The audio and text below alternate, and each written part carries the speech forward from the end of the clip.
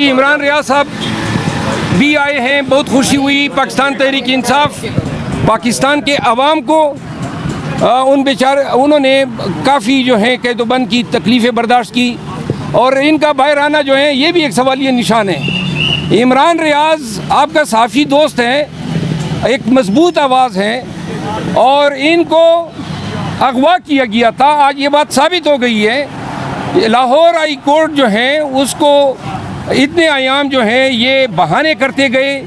High court के लिए चाहिए कि आईजी पंजाब को तवीन अदालत का नोटिस दें कि ये कहाँ से पैदा हो गया है।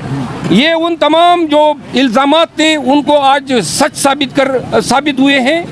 आप सब ये सुन लें, कुलभूषण यादव या जो अमेरिकन था रेमंड डेविस या जो पायलट आया था अभिनंदन, कभी अभिनंदन के चेहरे पे मास्क किया